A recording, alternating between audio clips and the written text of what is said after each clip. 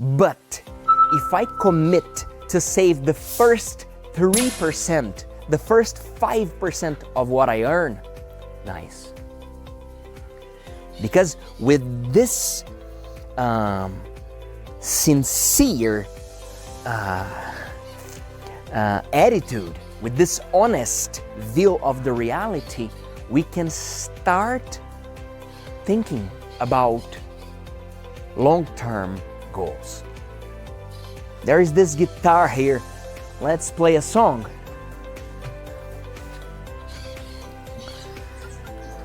Sometimes in life we have obstacles.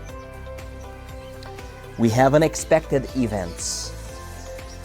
And we walk through dark times. Sometimes we walk through the night.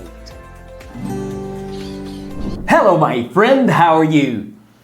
Reading practice, reading strategies.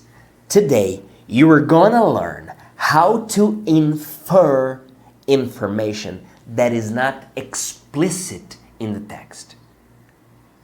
And you are going to understand the message behind the text to build the global meaning of this text, to understand what the writer is trying to show. It's a nice class. You're gonna enjoy it, and it's my pleasure to have you here. Tell me, how are you feeling today? Good to see you here. Welcome back. We're going to take this book here, The Psychology of Money. Timeless Lessons on Wealth, Greed, and Happiness. A book written by Morgan Housel. This book has become very popular around the world over the last months. And I bought this book in the United States of America, and here I'm sharing these ideas with you. We start the class with a quote by Sherlock Holmes. Have you heard of Sherlock Holmes? Mr. Holmes was a detective, and he was known for seeing things that no one hadn't seen. And his quote is, "The world is full of obvious things which nobody by any chance ever observes." Now, a quote from Napoleon.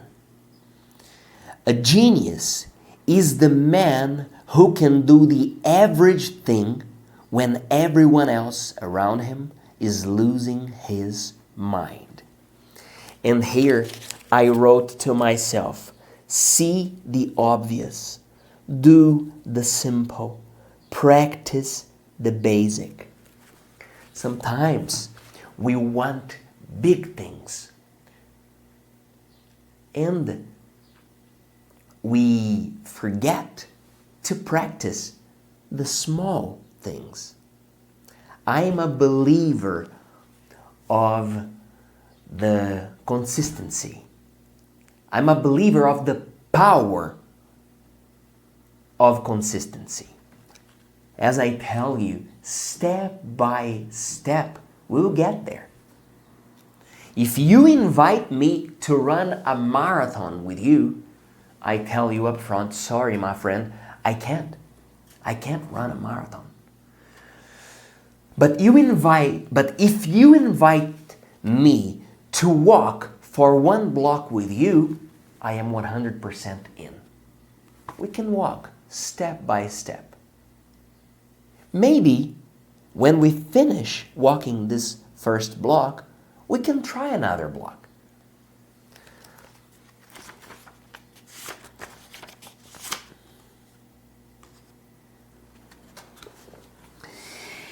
Doing well with money has a little to do with how smart you are and a lot to do with how you behave. And behavior is hard to teach, even to really smart people. A genius who loses control of their emotions can be a financial disaster. The opposite is also true. Ordinary folks with no financial education can be wealthy if they have a handful of behavioral skills that have nothing to do with formal measures of intelligence.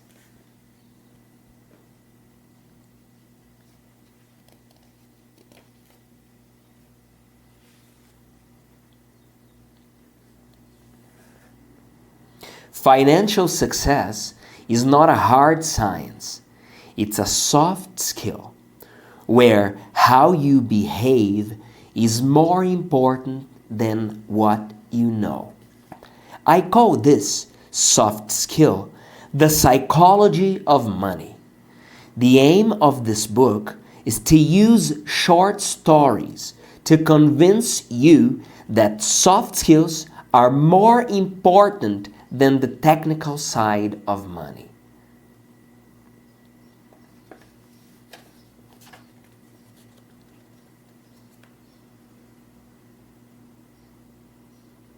Knowing what to do tells you nothing about what happens in your head when you try to do it. And here I wrote to myself, think clearly and do the right thing.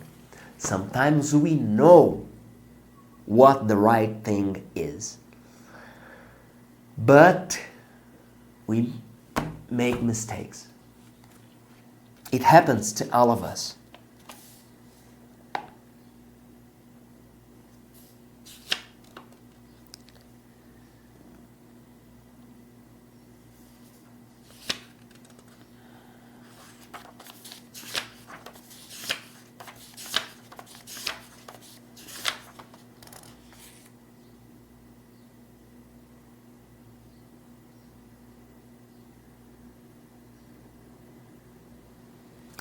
It's a wonderful book.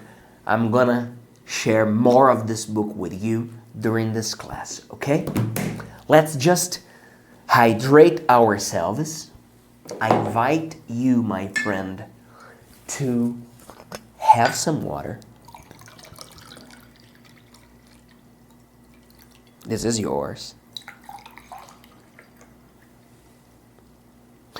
This is mine.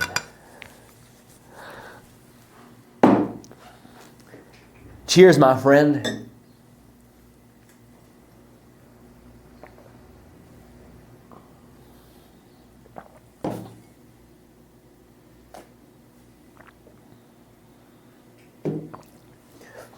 Let's move our body. Please move your arms. Move your shoulders. Flex your arms. Move your neck to the right, to the left.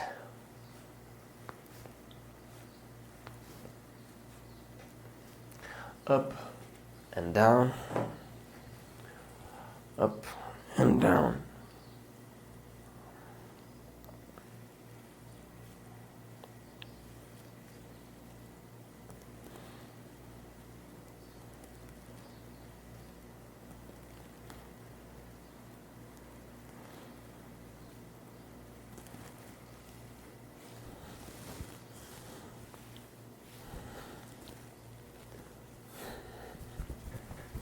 All right, now we're going to do,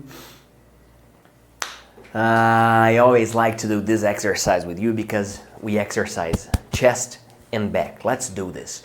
We do this and we do that as if we were swimming, okay? We do this and we do that. Let's go. Together, you and I, and you count for us. Count for us, please. 1, you continue, please. Count for us. 5. You. Continue.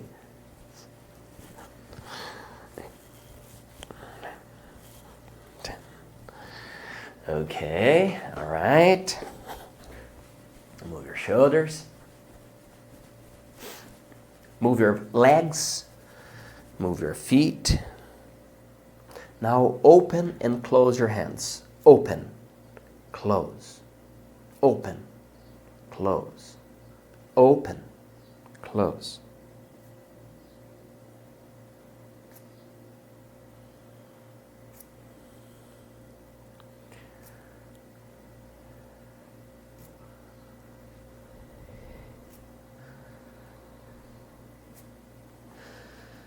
All right.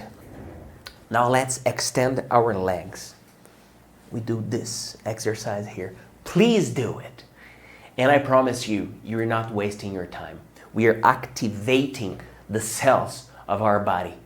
We are activating our concentration, our focus. Here we go. 1, 2, 3, 4, 5, 6, 7, 8, 9, 10. 1, 2, 3, 4. Come on, let's do it together. 5, 6, 7, 8, 9, 10. All right.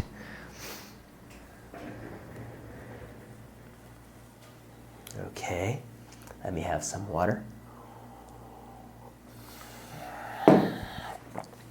Now let's stretch. As always, cross your fingers and stretch up, up, up. 1, 2, 3, 4, 5, 6, 7, 8, 9, 10. Okay. Now let's stretch to the front, okay? Stretch, stretch, stretch. 10, 9, 8, 7, 6, 5, 4, 3, 2, 1. All right.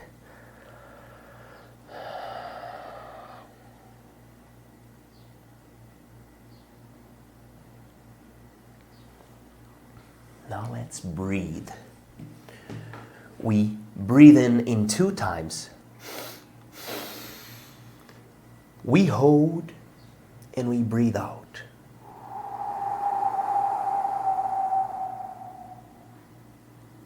Okay? We breathe in the energy we need. We breathe in the faith we need. And we breathe out the fears. We breathe in love, the real power from the one and only. And we breathe out the fear. We breathe out the knots we need to release. Okay? Here we go. Breathe in. Let's breathe it together, okay? Breathe in. Hold. Breathe out.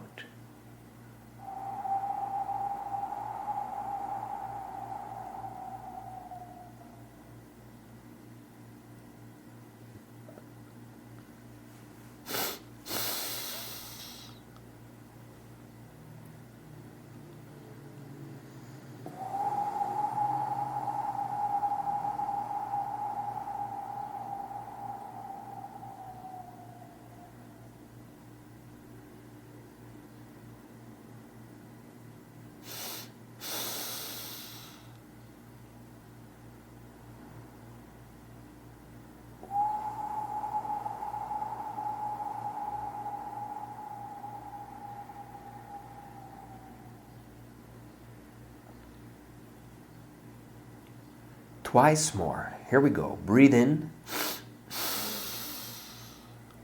Hold. Breathe out.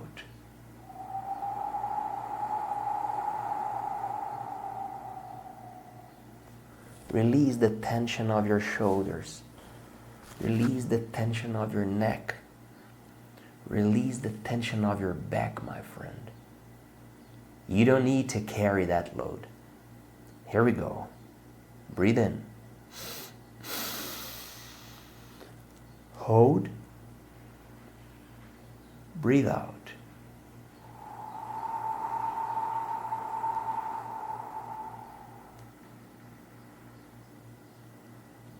All right. Before we start, I ask you, my friend, are you ready? Yes, you are. Of course you are. You're always ready. You are not alone. Remember that. You are not alone. Did you hear me? There we go. 3, 2, 1. Hello, my friend. Let me tell you about this term infer. This verb infer. When we infer about something, we understand, we conclude something. For example, if I tell you, well, right now it's 5:54 a.m. and I train every weekday. When I tell you that it's 5:54 a.m.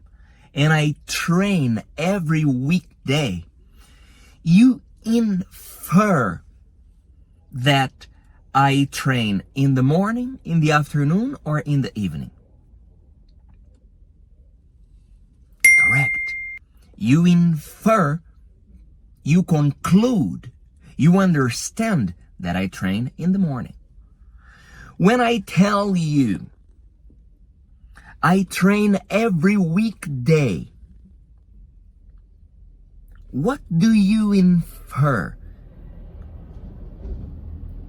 You infer that from Monday to Friday, I train. You get the information and you come to the conclusion. You infer.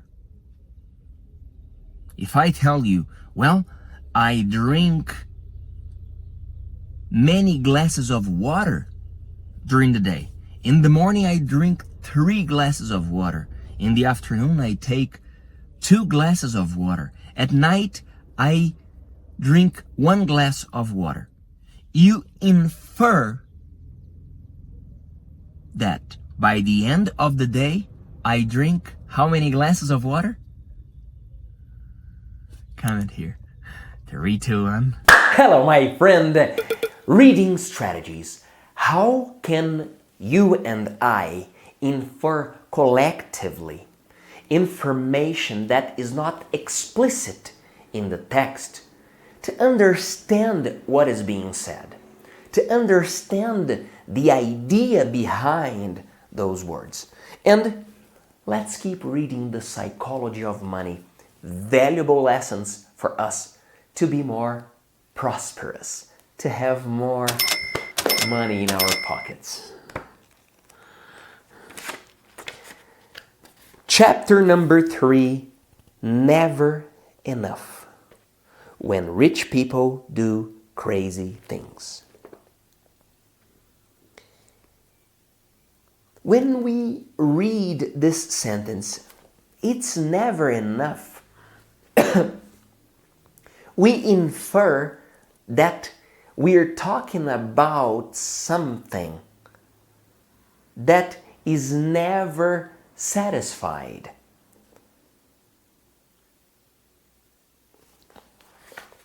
Let's read. He starts the chapter sharing a story. Listen to this story.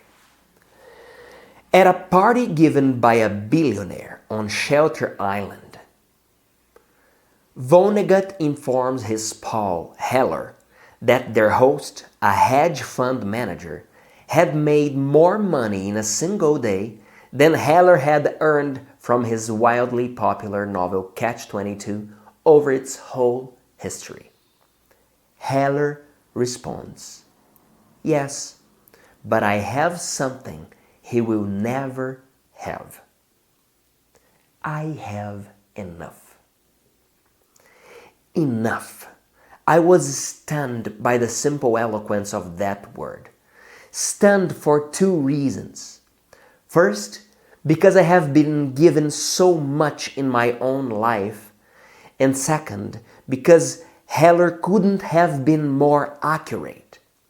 For a critical element of our society, including many of the wealthiest and most powerful among us, there seems to be no limit today on what enough entails.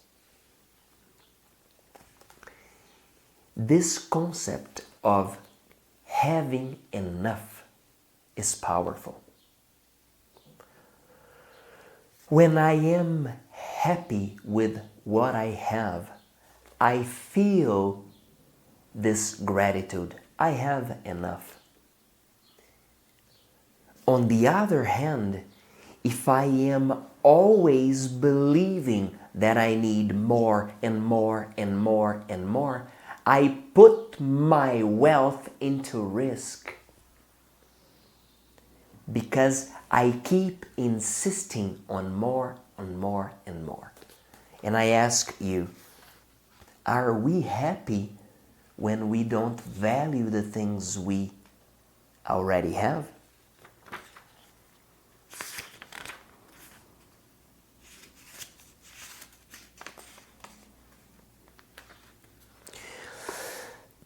Let's remember a few things so then we protect ourselves.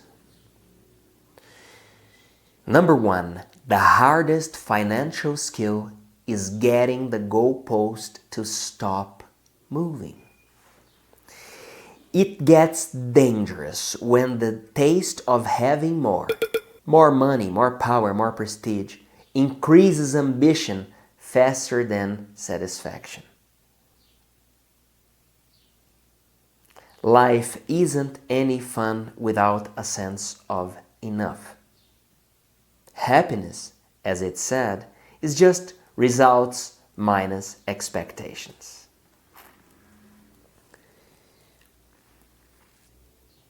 Number two, social comparison is the problem.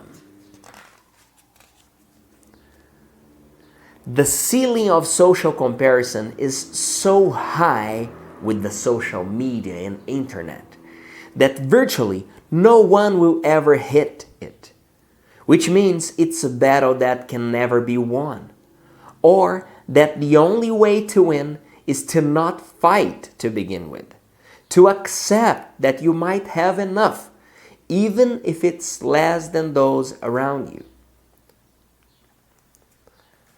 A friend of mine makes an annual pilgrimage to Las Vegas. One year he asked a dealer, "What games do you play? And what casinos do you play in?" The dealer, stone cold serious, replied, "The only way to win in a Las Vegas casino is to exit as soon as you enter." That's exactly how the game of trying to keep up with other people's wealth works too.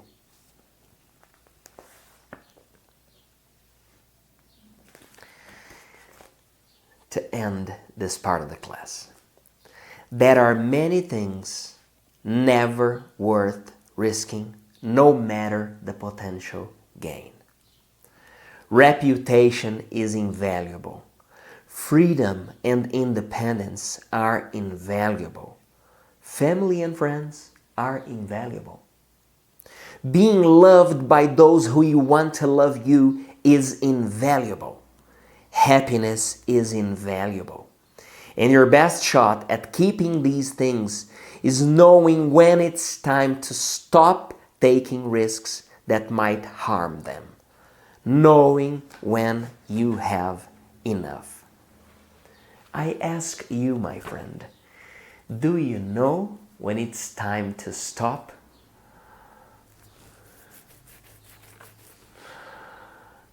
I really need to learn this ability of knowing when it's time to stop. This ability of knowing when it's enough.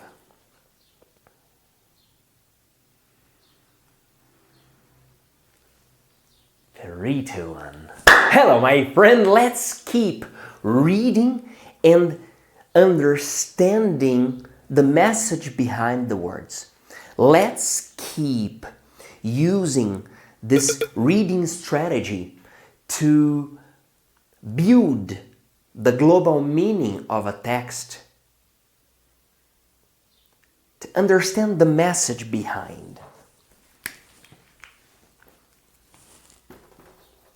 Reading strategies. How to infer, how to get information.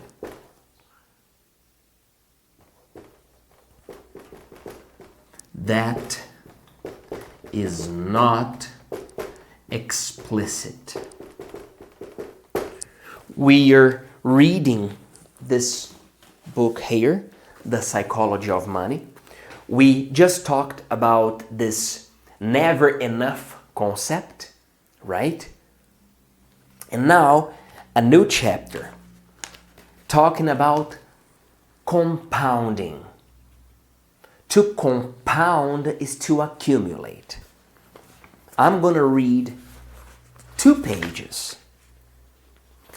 Here, I wrote to myself, patience, do a great job, keep building it. Breathe and think. I wrote to myself. Listen to this. Lessons from one field can often teach us something important about unrelated fields. Take the billion-year history of ice ages and what they teach us about growing your money.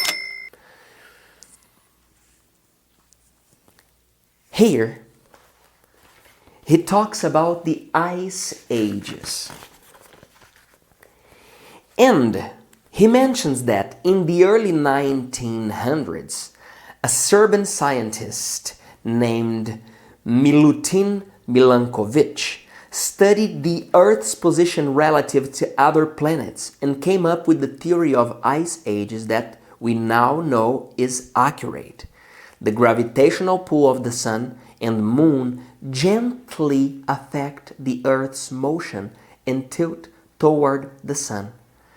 During parts of this cycle, which can last tens of thousands of years, each of the Earth's hemispheres gets a little more or a little less solar radiation than they're used to. And that is where the fun begins. Milankovitch's theory initially assumed that a tilt of the Earth's hemispheres caused ravenous winters cold enough to turn the planet into ice. But a Russian meteorologist named Vladimir Köppen dug deeper into Milankovitch's work and discovered a fascinating nuance. Moderately cool summers, not cold winters, were the icy culprit. It begins when a summer never gets warm enough to melt the previous winter's snow. The leftover ice base makes it easier for snow to accumulate the following winter, which increases the odds of snow sticking around in the following summer, which attracts even more accumulation the following winter. Perpetual snow reflects more of the sun's rays, which exacerbates cooling, which brings more snowfall, and on and on. Within a few hundred years, a seasonal snowpack grows into a continental ice sheet and you're off to the races. The same thing happens in reverse.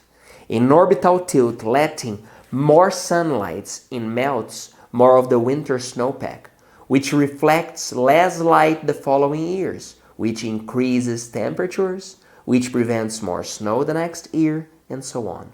That's the cycle. Listen to this. The amazing thing here is how big something can grow from a relatively small change in conditions. You start with a thin layer of snow left over from a cool summer that no one would think anything of, and then, in a geological blink of an eye, the entire Earth is covered in miles-thick ice.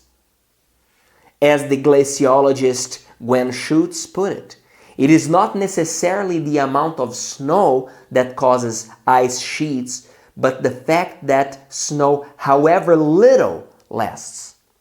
The big takeaway from ice ages is that you don't need tremendous force to create tremendous results.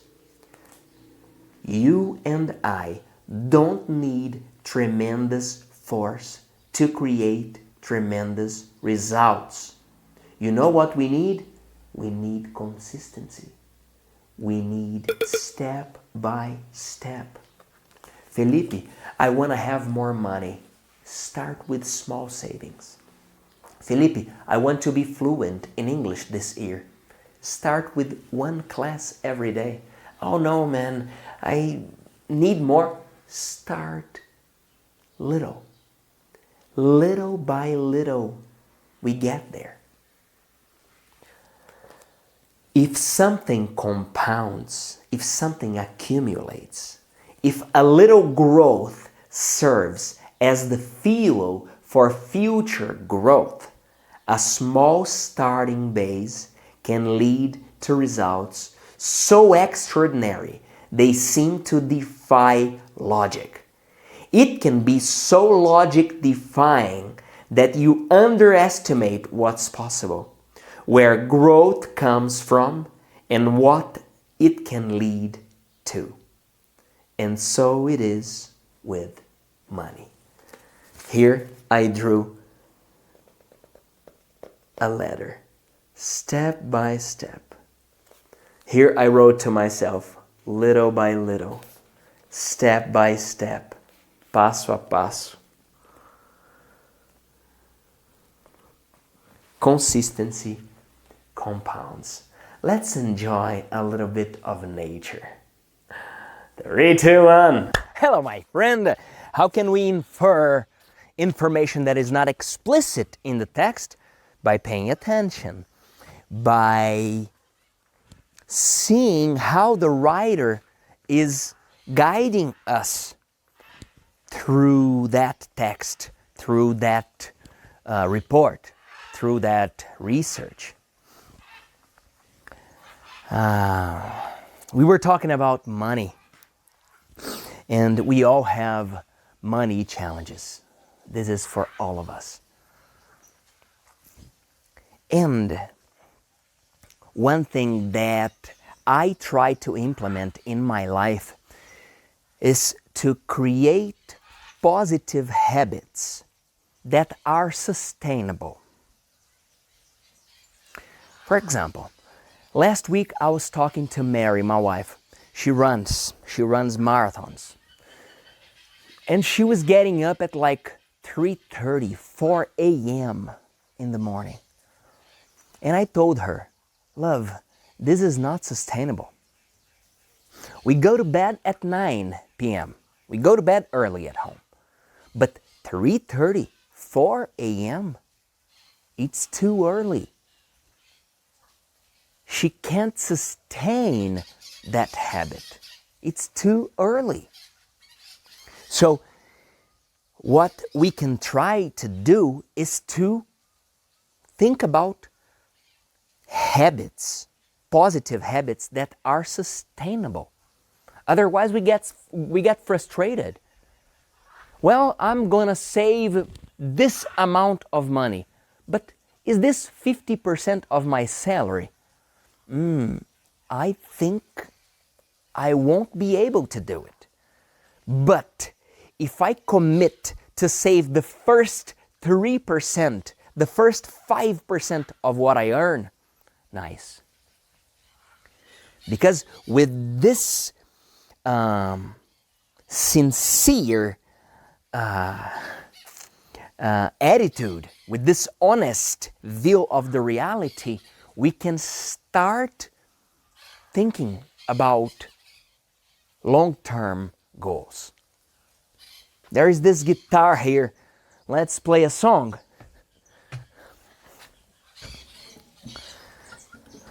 Sometimes in life we have obstacles.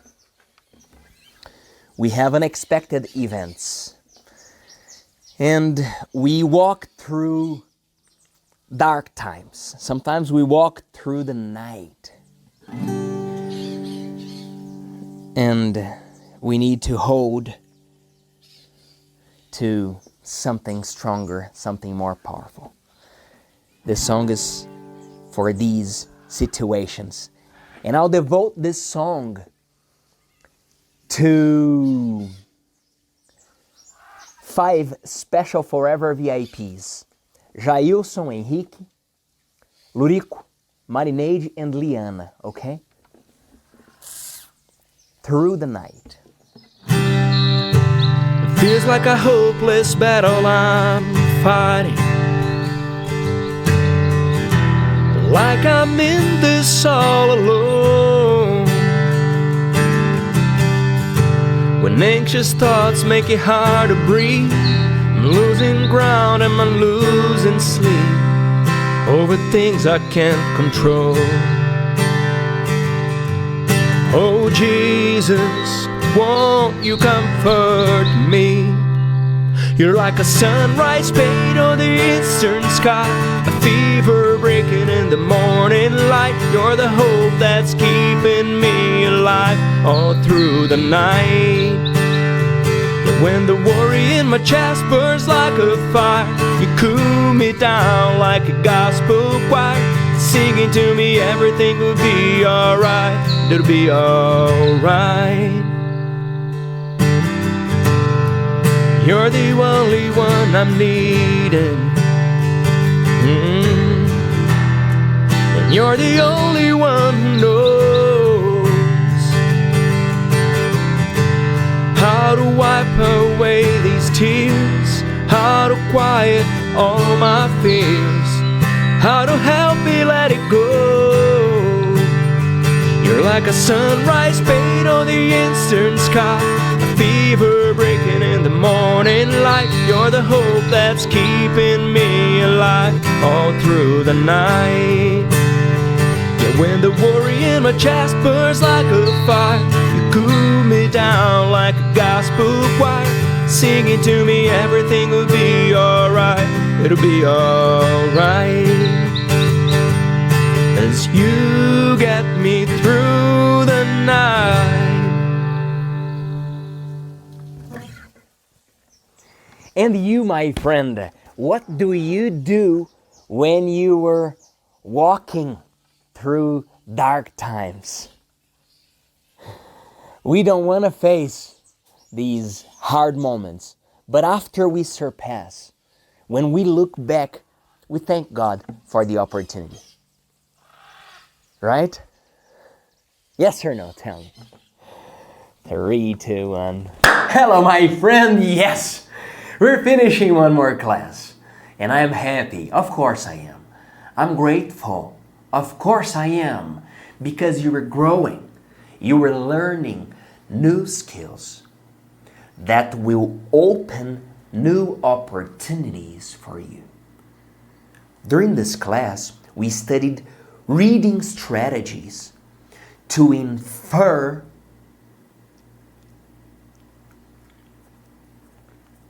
the message behind the text. We learned how to build the meaning of a text by getting information that is not explicit. And this is great because you start to understand in more depth what's being said. We worked with this book here, amazing book, The Psychology of Money. We saw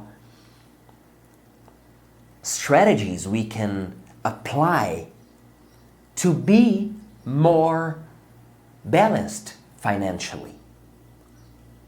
We all like the benefits of having money in our pockets, right?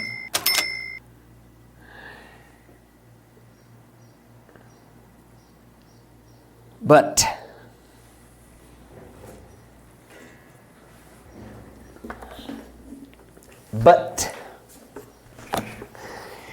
I also need to tell you that, in my opinion, the most valuable things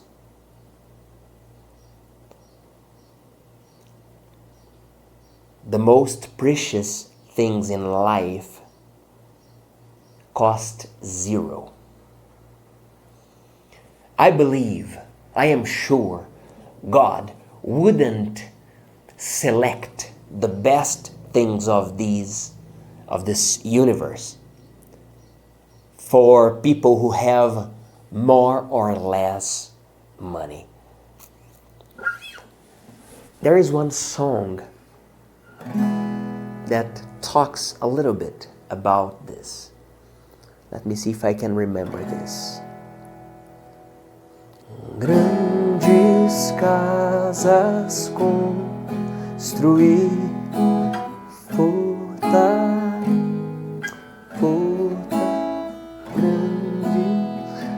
grandes construir, fortalezas.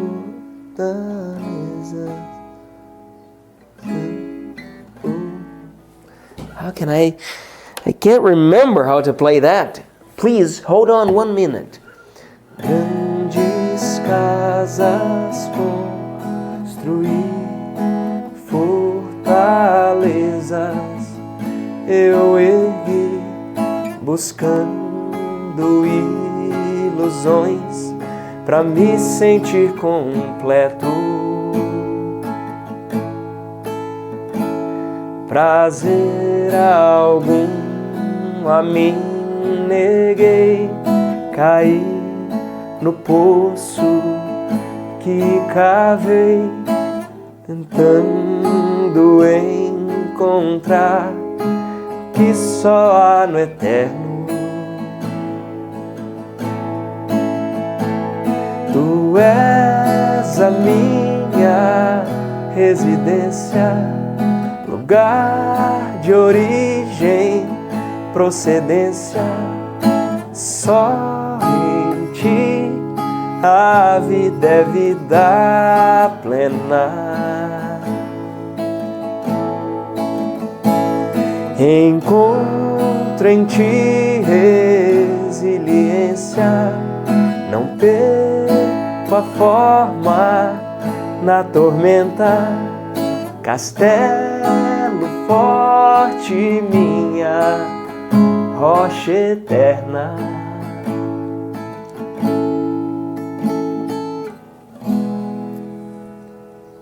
What is the message behind these lyrics?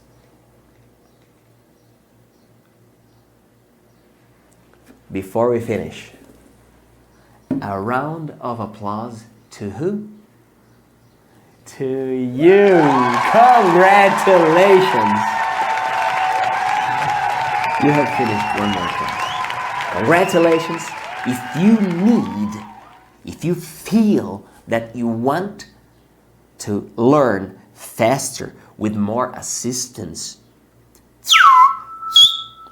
we are here to serve you. Thank you very much. I'm Felipe Dib. See you next class.